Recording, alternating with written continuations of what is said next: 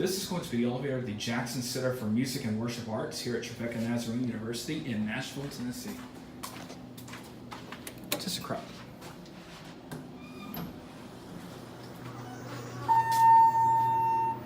And unfortunately, it is padded for some reason. Though it was recently built in 2017. We're going to go up to 2.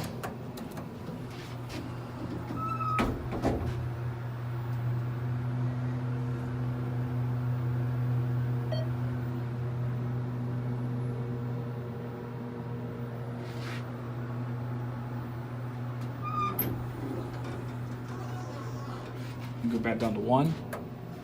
It's a cool mandolin photo right there. Oh, it's just steel on the back. Nothing's too special.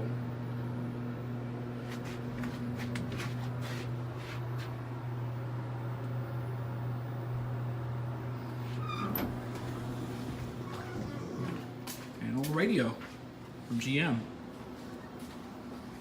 And that's it. Thank you for watching.